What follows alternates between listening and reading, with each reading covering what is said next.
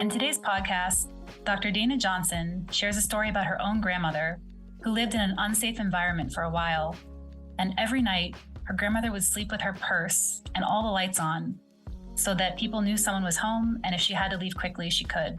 This story has stuck with me as the incredible ways that we don't always think about how our safety impacts our sleep. So when talking about creating a healthy sleep environment, we often assume that things like light, temperature, safety, and our sleep schedules are all within our personal control. Today, Dr. Dayna Johnson talks about important and under-discussed factors influencing people's ability to get a good night's sleep, and how policies can shape our individual behaviors, our sleep, and our overall health. Welcome to Project Sleep's podcast. Project Sleep is a 501c3 nonprofit organization dedicated to raising awareness and advocating for sleep health, sleep equity, and sleep disorders. I'm your host, Julie Flygar. We're so glad you're here as we work together towards making sleep cool. On this podcast, all guests express their own opinions. While medical diagnoses and treatment options are discussed for educational purposes, this information should not be taken as medical advice. Each person's experience is so unique, which is why it's so important to always consult your own medical team when making decisions about your own health. If you haven't done so yet, please hit the subscribe button so you never miss a Project Sleep podcast episode. And if you enjoy this podcast, please leave us a rating or review wherever you listen so that we can reach more listeners and raise more awareness. The Sleep Insight series invites listeners to learn about this amazing adventure we take every night called sleep. Through these insightful discussions, we examine sleep and our society's beliefs about sleep from a variety of angles. We hope you'll learn some cool new facts and analogies that you can use to help us raise awareness about this underappreciated 1/3 of our lives.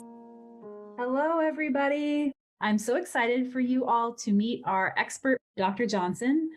Dr. Johnson is an assistant professor at Emory's Rollins School of Public Health, and her research is aimed at understanding the root causes of sleep health disparities and their impact on cardiovascular disease by addressing the social, environmental determinants of sleep disorders and insufficient sleep. So, Dr. Johnson, we're really excited to hear what you have to share with us about some of the social impacts on our sleep. Yeah, so thank you for having me. I'm really, really happy to be here. And so in this arena of sleep disparities, I think about people who live in environments that are altered in some way. And so thinking about inopportune light exposure and how that affects their sleep. So my work really identifies aspects of our household and neighborhood environment that may alter our sleep. And then thinking about the people who are forced to live in those environments because of social factors such as segregation, residential segregation, for example. And so one of the pieces of my work is really getting my colleagues and clinicians to think about how people are nested within environment. And so what do I mean by that? So if you take an individual, they are nested within social relationships, right? Friends, family, so on. And then they're nested within a home. So you live in a house or apartment or some type of dwelling, and then that is nested within a neighborhood environment. And then that environment has different exposures, and I'll talk a little bit about that. And then that is nested within certain institutions and within certain policies. So when we are giving suggestions to a person, we're usually thinking about that individual behavior. Are they telling them, for example, sleep during the night or sleep in a dark environment? But we're not thinking about the types of environments they may live in. Is it safe for them to be in a dark environment? Are they living somewhere where they have control over the light? Are they living somewhere where they have control over temperature, for example?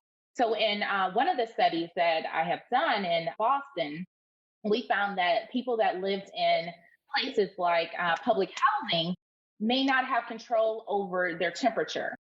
And in the health behavior realm and thinking about sleep hygiene or healthy sleep practices, we talk about sleeping in an environment that's a comfortable temperature.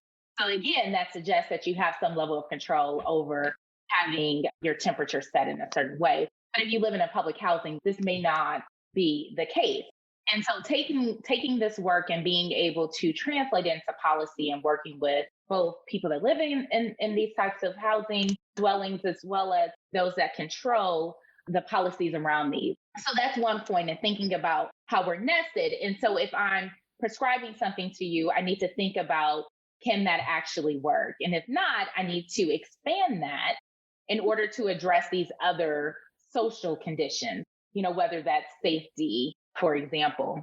And so when I think about the environment, I think about several settings. And so to start at the larger one that we think about is like the neighborhood environment, and I call those contextual factors. And so I mentioned that we live in these environments that were intentionally designed in this way. So the patterning of environments are the results of race, ethnicity, socioeconomic status, immigration status.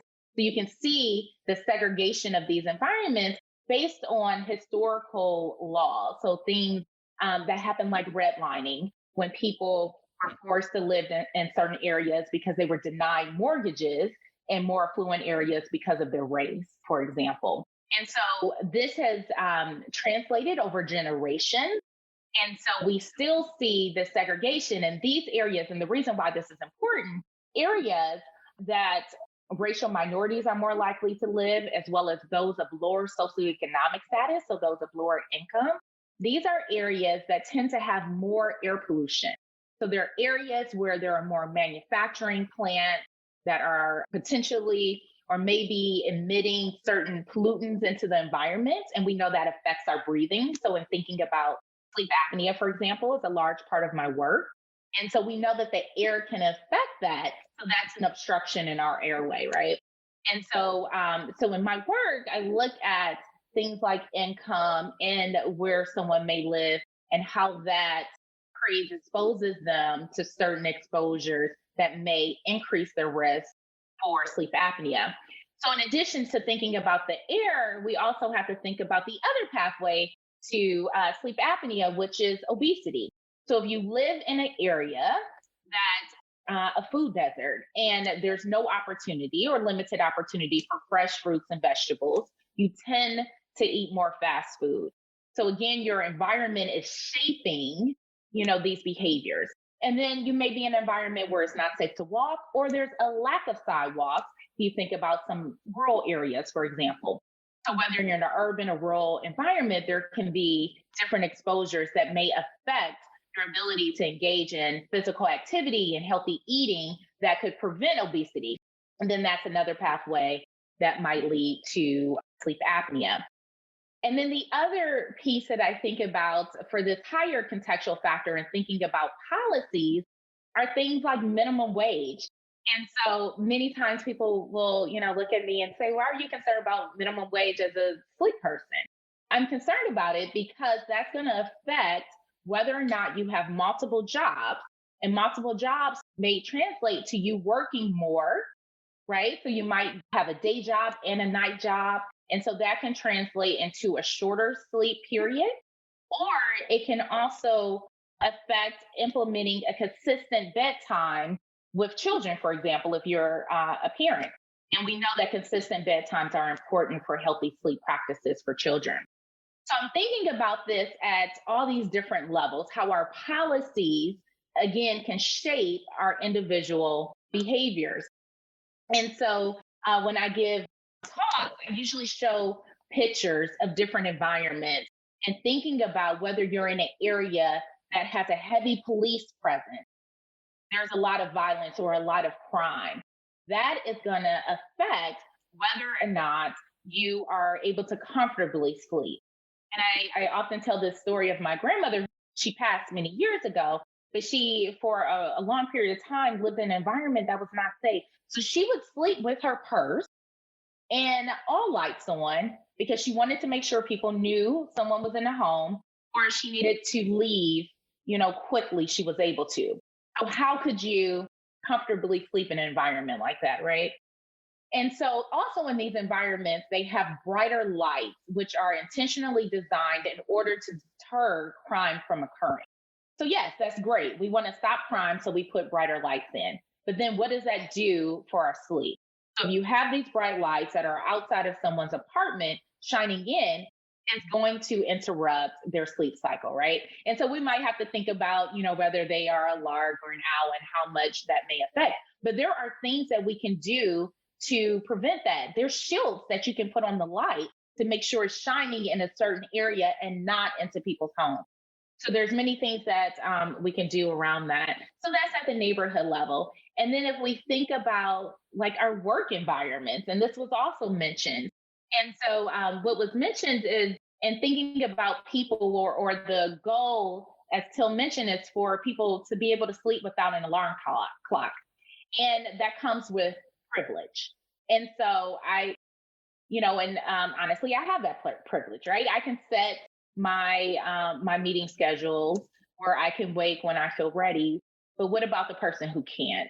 And that's what we have to move towards, is changing these policies that allow people to be able to have flexible sleep schedules and have or flexible work schedules, excuse me, that allows them to be able to sleep according to their circadian rhythms. And then the other pieces about that is thinking about those who engage in shift work or night shifts, how that affects their sleep. We know people that shift work tend to have worse sleep and also worse health outcomes. And then thinking about the stress of a job, right? Whether it's work demands or interpersonal stressors or conflict, or there's another concept that I study as well as others, goal striving stress. And this is a type of stress that tends to be unique to racial minorities of higher socioeconomic status, where they are really pushing and working harder to really prove that they should be in a certain work environment, which is the results of racism and other things that can happen. And then it's also, we have to think about how much autonomy someone has over their job and whether or not we can mitigate these things with like social support, which we tend to affect. So that can affect our sleep, as well as, depending on which of those aspects, it can affect or lead to circadian misalignment, and that can affect our performance. And so, in just going back to the housing environment, there are many things that we can do. And so I learned just from talking to people in my studies where they were saying, I watch television at night, and I was suggesting, not to sleep with their television on. But again, going back to safety, this was their way of promoting some noise in their environment, again, to make sure people know that someone's in the home. And so that's also emitting some level of light. So we have to think about how we can alter that. But there are ways, both at different levels, individual as well as household, as well as policy level.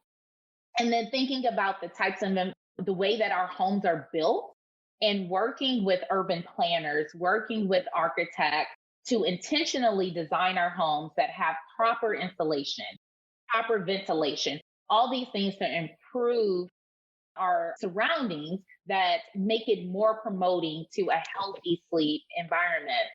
There are certain windows we can put in, right, to reduce noise and other factors. And then the use of shade, and also thinking about whether or not someone has a home. That's the other piece that's important to think about. So if someone is homeless and they're living in a shelter, what is that like? How can we, work to create environments or really decrease homelessness, right? In order to move people into homes. And so there's some emerging research. There's not a lot in the area, but we have seen that people that move from different shelters that are homeless, we see a reduction in their insomnia symptoms over time. And again, insomnia is this condition in which there's a problem initiating or maintaining sleep. And so we have evidence that shows when someone moves from a shelter into a more permanent housing, we see a reduction in their sleep problems, particularly insomnia. Thinking about these different factors that affect our sleep at these different levels and how we must consider them in trying to improve sleep for all people. Thank you so much. I just am a huge fan of your work. I remember one of the first articles I ever read that made me think about even founding Project Sleep was, I think it was called Sleep as a Negotiated Process or something like that. about sleep and social relationships. And that opened my eyes to like, just because I'm more of a communications person and more, the social dynamics than a science person. And the science was so fascinating too. But I thank you for sharing about some of this. And I think one of the words that I saw in an article that was a workshop article that I think you were part of, but it was a workshop at NIH perhaps, and they used the word vulnerability, that sleep is a Yes. vulnerable process. And I'd never thought of it like that. It's just so true when you talk about safety and homelessness and whether someone feels safe to fall asleep. That vulnerability is something I don't think we really talk about at all. So Right. And consider things like interpersonal violence, right? If someone is in an abusive relationship, so that affects so many aspects. But since we're talking about sleep here, how safe are you within your home? So thinking about that at these different levels, your home and your neighborhood environment. well, you're amazing. Thank you for Thank you. shedding light on all of this. I guess thinking about sleep and the transitions and the time, that not just thinking of sleep as being awake or, being asleep. If there's It's definitely important to think about how connected sleep and wake truly are. So during wake, we're building up our drive for sleep, and during sleep, we're really building up our ability to be able to perform during the day. But the additional piece that I want to add is in thinking about as we are transitioning through our sleep period, we're going through different stages, right, that are extremely important for our health and our well being. But in thinking about how that connects to our wake, so one function, for example, is our learning and memory. And I especially like to talk about this with young folks, especially as a professor. And I encourage my students never do an all nighter. Like it's never going to work. You're never going to remember, anything, and thinking about what that during the sleep period, that there are important physiologic activities that must occur in order for us to be able to function appropriately during that wake period. And just knowing that sleep is actually very active.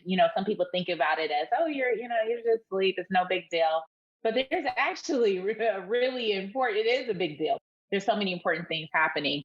And so in just thinking about that in terms of those activities and how that relates bidirectionally with wake. So when we think about like systemic change, I guess I'd love to hear, oh gosh, there's so many. There's so much change that should be made. But if you had to choose one, as far as like a systemic change on a policy level, perhaps, what one would you choose? So I started off by saying my work is in the area of sleep disparities, right? So would of course be discrimination. So many of our policies, so this is more of an upstream factor that shapes our policy. So if we can eliminate discriminatory practices, we could move towards equity, which would spill over to improving sleep, improving health, improving access. All of these downstream things down to the individual could change if we can address discrimination that happens. And I'm talking by socioeconomic status, race, gender, sexual preference. All of these factors happen, and discrimination happens at the policy level that affects individuals. So if we can address that, I think that will spill over into us living in a more equitable world. And that'll spill over into policies. I talked about livable wages. That's discrimination by socioeconomic status, right? And so if we can address that, we can really improve health in many, many factors. So addressing these root causes of health disparities. Wow. Thank you for what you're doing. Before we go, one of the reasons why it's so important to me, so I'm in the field of public health, I'm an epidemiologist. And I remember having this thought when I was a master's student and thinking all the work that we do are just for people like us to read. So other scientists, read our articles and so on. So it's really important for me to do things and share and be able to translate the work that we're doing in terms of research to disseminate it to the communities that are truly affected, the individuals that need this work. And so I love to do outreach work. and make sure that what we're doing is actually benefiting people and not just, publishing it in a paper, which is important, but, making sure that gets disseminated. Well, thank you. And you might have signed yourself up for more. I don't know.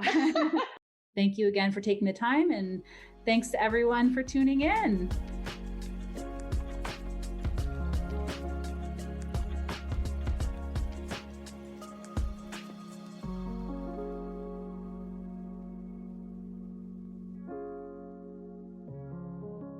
The Project Sleep podcast is produced by Carver Sound Productions. For more information on podcast production services, visit carversoundproductions.com.